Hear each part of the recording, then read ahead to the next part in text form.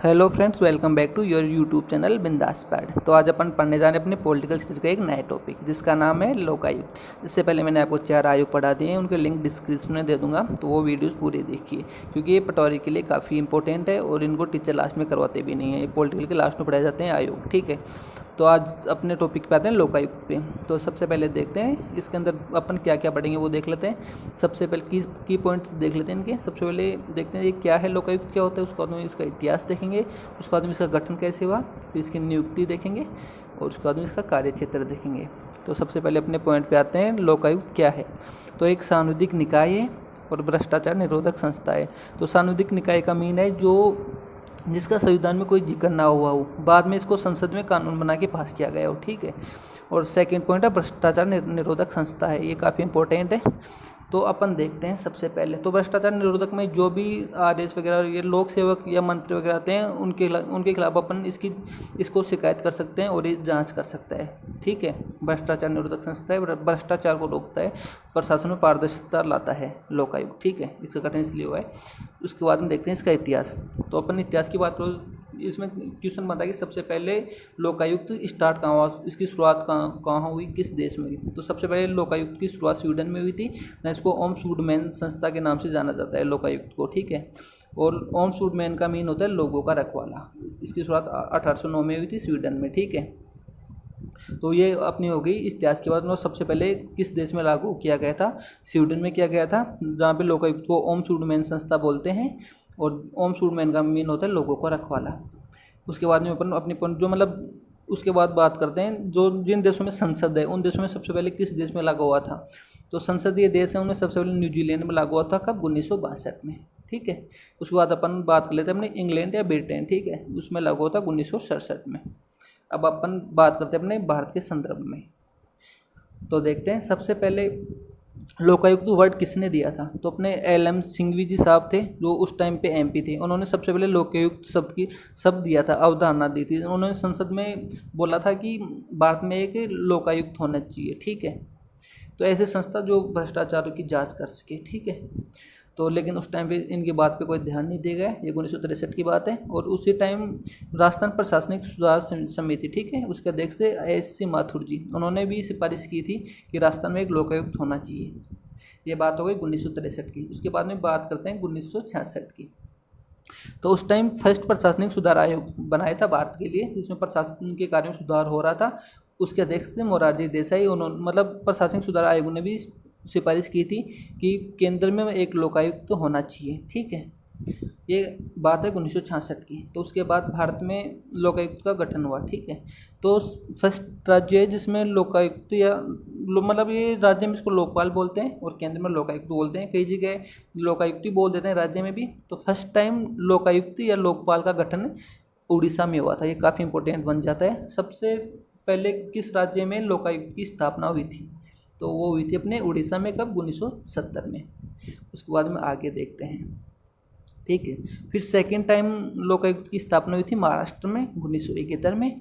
और third time स्थापना हुई थी अपने राजस्थान में, कब, 1973 में। तो राजस्थान में इसकी स्थापना कैसे हुई, इसका जिक्र सबसे पहले एक अध्यादेश लाया गया था 1973 में ना, ठीक है, कब, 3 फरवरी 1973 को। फिर ये विधानसभा में पास हो गया तो एक्ट बन गया। फिर एक्ट बनने के बाद सहमति के लिए इसको राष्ट्रपति के पास भेजा, राज्यपाल ने। तो राष्ट्रपति ने सहमति दी 26 मार्च 1973 को। तो राजस्थान में बेसिकली ये लोकायुक्त लागू हुआ था 26 मार्च 1973 को, प्रभावी रूप से कार्य करना शुरू कर दिया था। तो अपन ने इस पेज में पढ़ा कि लोकायुक्त क्या है, एक सांविधिक निकाय है, भ्रष्टाचार निरोधक संस्था है। इसका इतिहास देख लें, स्वीडन में स्टार्ट हुआ था। फर्स्ट संसदीय देश इसमें ये स्टार्ट हुआ था वो न्यूजीलैंड था। सबसे पहले भारत में लोकायुक्त शब्द दिया था अपने LM सिंघवी जी ने, ठीक है। और फिर प्रशासनिक सुधार समिति ने भी, राजस्थान ने भी इसका सिफारिश की थी, राजस्थान में एक लोकायुक्त हो। फिर प्रशासनिक सुधार आयोग केंद्र के लिए उसने भी 1966 में सिफारिश की थी कि भारत में एक लोकायुक्त हो। फर्स्ट टाइम उड़ीसा में लोकायुक्त की स्थापना हुई 1970 में। उसके बाद में सेकेंड टाइम स्थापना हुई महाराष्ट्र में 1971 में। और थर्ड टाइम बना, तीसरी जगह बना अपने राजस्थान में 1973 में। तो ये क्वेश्चन काफ़ी इंपॉर्टेंट बन जाता है। कई बार क्रम वाइज भी पूछ लेता है कि क्रम बताइए कि सबसे पहले किस राज्य में ये लोकायुक्त की स्थापना हुई। तो ये क्रम वाइज भी याद रखना अपने को, सबसे पहले उड़ीसा, उसके बाद महाराष्ट्र, उसके बाद राजस्थान। अपन चलते हैं अब अपने अगले पॉइंट पे, तो इसका गठन देखते हैं। ठीक है, मैंने गठन बता दिया, राजस्थान में हुआ था। सबसे पहले अध्यादेश पारित हुआ, उसके बाद में एक्ट बना और फिर राज्यपाल ने साइन कर दी, सॉरी राज्यपाल ने राष्ट्रपति के पास भेजा और राष्ट्रपति ने 26 मार्च 1973 को साइन कर दिए। तो उसके अंदर एक लोकायुक्त होता है, एक उप लोकायुक्त होता है, मतलब ठीक है। तो लेकिन अपने फर्स्ट लोकायुक्त जी थे RD दुआ जी, ठीक है, और प्रेजेंट में लोकायुक्त का पद खाली है, अभी रिक्त है। ठीक है, और अपने मतलब अभी तक राजस्थान में एक ही उप लोकायुक्त हुआ है, फर्स्ट एंड लास्ट वही हुए थे, उसके बाद में कोई उप लोकायुक्त नहीं बने। उनका नाम था KPU मेनन। ठीक है, ये काफ़ी इंपॉर्टेंट बन जाता है कि राजस्थान के उप लोकायुक्त का नाम बताइए। जो मात्र एक ही लोकायुक्त बना है राजस्थान में अभी तक, फर्स्ट और लास्ट वही है, उनका नाम है KPU मेनन जी। ठीक है, अपने गठन देख लिया, गठन में कोई ज़्यादा बातें नहीं थी, मैंने पहले सब कुछ आपको समझा दिया है। अब अपन आगे देखते हैं, अपने पॉइंट पे आते हैं। सेकंड पॉइंट है नियुक्ति व कार्यकाल। ठीक है, तो सबसे पहले इनकी नियुक्ति कौन करता है? राज्यपाल। तो जिस भी राज्य में इनकी नियुक्ति है उनकी मतलब नियुक्ति वहाँ का राज्यपाल करेगा, वहाँ के लोकायुक्त की नियुक्ति और उप लोकायुक्त की नियुक्ति। लेकिन अपने राजस्थान में जो लोकायुक्त बनते हैं तो उनकी नियुक्ति करता है राज्यपाल। अब बात करते हैं कार्यकाल की। तो कार्यकाल में बेसिकली अपन 3 पॉइंट देखेंगे, अवधि, त्यागपत्र और हटाने की प्रक्रिया। ठीक है, तो अपन देखते हैं अपने पॉइंट पे आगे। सबसे पहले देखते हैं अवधि। अवधि ये या तो 5 वर्ष या 65 वर्ष, जो भी पहले हो। ठीक है, तो अभी अवधि तो है या तो 5 साल हो जाए काम करते हुए, 65 साल हो जाए। जैसे सपोज करो कोई 62 की एज में बना तो 3 साल काम करके हट जाएगा। तो मतलब जो भी पहले हो जाएगा ना 5 और 65 वर्ष में, वही उस टाइम पे हट जाएगा लोकायुक्त। ठीक है, और ये अपना त्यागपत्र किसको दे सकता है? राज्यपाल को दे सकता है। अब बात करते हैं इसकी हटाने की प्रक्रिया पे। ठीक है, तो इसको राज्यपाल हटा सकता है किस बेस पे? कदाचार के बेस पे। ठीक है, कौन से बेस पे? कदाचार के बेस पे। लेकिन एक कदाचार के आरोप की जांच कौन करता है? सुप्रीम कोर्ट या हाई कोर्ट। जब ये आरोप सिद्ध हो जाते हैं ना लोकायुक्त पे, ठीक है, तब वो उसको राज्यपाल हटा देता है। इसकी जांच सुप्रीम कोर्ट या हाई कोर्ट दोनों में कोई भी कर सकता है। ठीक है, आगे अपन बात करते हैं अपने इसके कार्य क्षेत्र की। तो ये काफ़ी इंपॉर्टेंट है आजकल, मतलब RPSC या पटवारी हो, यहीं से क्वेश्चन बनाता है और इस टॉपिक में क्वेश्चन आने की काफ़ी संभावना है। तो अपन अपने मेन पॉइंट पे आते हैं। ठीक है, देखते हैं इसके कार्य क्षेत्र। तो बेसिकली लोकतंत्र डेमोक्रेसी के 3 पिलर होते हैं। ठीक है, फर्स्ट होती है विधायिका, सेकंड कार्यपालिका, थर्ड होती है न्यायपालिका।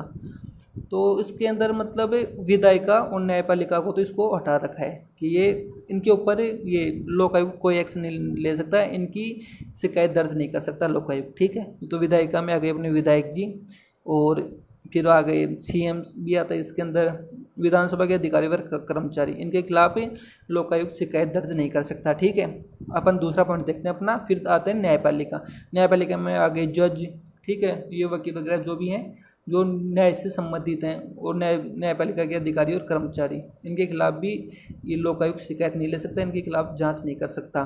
तो अपन बात करते हैं कार्यपालिका बेसिकली कार्यपालिका बेसिकली 2 रूप होते हैं। एक होता है राजनीतिक कार्यपालिका और सेकंड होती है प्रशासनिक कार्यपालिका। तो अपन देखते हैं सबसे पहले राजनीतिक कार्यपालिका में आते हैं अपने मंत्री वगैरह, और प्रशासनिक में आते हैं RS वगैरह। ठीक है, तो अपन बात करते हैं सबसे पहले अब कार्यपालिका पे। सबसे पहले देखें राजनीतिक कार्यपालिका। तो राजनीतिक कार्यपालिका में मंत्रियों की ये जांच कर सकता है। ठीक है, उसके बाद में अपना CM मुख्यमंत्री इनकी जांच नहीं कर सकता, इनको जांच दायरे से बाहर रखा गया है। ठीक है, उसके बाद बात करें जिला प्रमुख और उप जिला प्रमुख। आप सब जानते हैं जिला प्रमुख और उप जिला प्रमुख की भी ये जांच कर सकता है। ठीक है, फिर है प्रधान और उप प्रधान।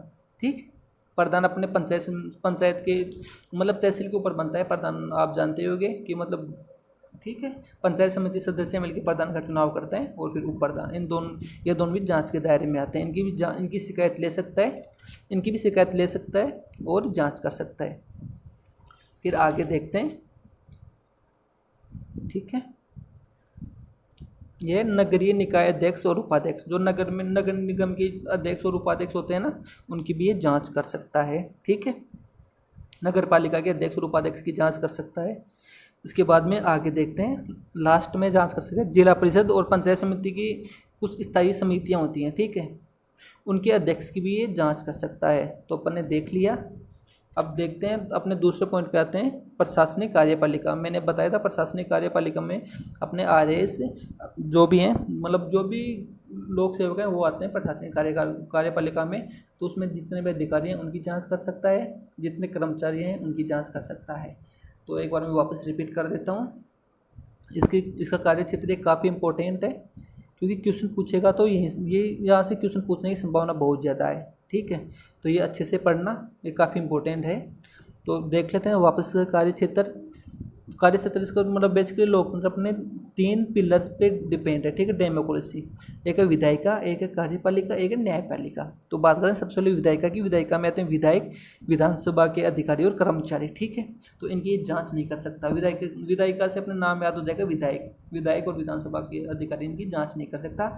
एक है न्यायपालिका में अपने जज, वकील जो भी हैं अधिकारी या फिर कर्मचारी, ठीक है, न्यायपालिका की, उनकी जांच भी नहीं कर सकता ये। ठीक है, उसके बाद में अपने देखा कि कार्यपालिका बेसिकली 2 ग्रुप की होती है। एक होती है राजनीतिक कार्यपालिका, एक होती है प्रशासनिक कार्यपालिका। उसमें अपन ने देख लिया, मतलब राजनीतिक कार्यपालिका में आते हैं मंत्री जी, उनकी जांच कर सकता है। जिला प्रमुख, उप जिला प्रमुख की जांच कर सकता है, शिकायत ले सकता है, प्रधान उप प्रधान की शिकायत ले सकता है और जाँच कर सकता है। ठीक है, उसके बाद में अपने लास्ट में देखा नगरीय निकाय के अध्यक्ष और उपाध्यक्ष की जांच कर सकता है, नगर पालिका के अध्यक्ष और उपाध्यक्ष की जांच कर सकता है। ठीक है, देख लिया। जिला परिषद और पंचायत समिति की स्थायी समितियां होती हैं, उनके अध्यक्ष की भी ये जांच कर सकता है। और उसके बाद में अपन ने देखा प्रशासनिक कार्यपालिका में मैंने बताया था जितने भी अधिकारी होते हैं वो आते हैं। ठीक है, उनकी जाँच भी ये कर सकता है। तो ऑल अधिकारी, ठीक है, पटवारी से लेके अपने RS तक SDM सब की जांच कर सकता है। तो अपन ने इस टॉपिक में अच्छे से कवर कर लिया। और वापस एक बार रिपीट कर देता हूँ इस पेज को। गठन लोकायुक्त, अपने फर्स्ट लोकायुक्त IDG दुआ, ये भी इंपॉर्टेंट है, याद रखना। और अपने मात्र अभी तक राजस्थान में एकमात्र उप लोकायुक्त हुए हैं, ये काफ़ी इंपॉर्टेंट बन जाता है, एग्जाम में पूछा जा सकता है। फर्स्ट और लास्ट उप लोकायुक्त अपने KPUG मेनन। ठीक है, याद रखना। इनकी नियुक्ति और कार्यकाल बता दिया।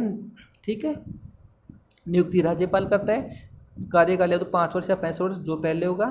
त्यागपत्र राज्यपाल को देते हैं। अठाने की प्रक्रिया राज्यपाल कदाचार के आधार पर जांच कौन करेगा, सुप्रीम कोर्ट या हाई कोर्ट। तो अपने पिछले बार RPSC में के एग्जाम में क्वेश्चन आया था कि कौन, मतलब ये इसके कार्य क्षेत्र में नहीं आते, लोकायुक्त के कार्य क्षेत्र में नहीं आते। उसके अंदर ऑप्शन था सरपंच, अपना CM और जिला परिषद, कौन मतलब ये लोकायुक्त की कार्य क्षेत्र में आता है। तो उसके अंदर ऑप्शन था अपना ये सरपंच और जिला प्रमुख, CM और नन ऑफ दीज। तो इसका आंसर आप बता सकते हैं, कमेंट सेक्शन में दीजिए। ये वीडियो आपको कैसा लगा कमेंट सेक्शन में बताइए। इस वीडियो से रिलेटेड आपको कोई डाउट हुआ हो तो वो भी कमेंट सेक्शन में लिखिए। अगर वीडियो आपको अच्छा लगे तो वीडियो को लाइक कीजिए, हमारे चैनल को सब्सक्राइब कीजिए और सपोर्ट कीजिए। मिलते हैं एक नए टॉपिक के साथ जल्दी ही। Thank you so much.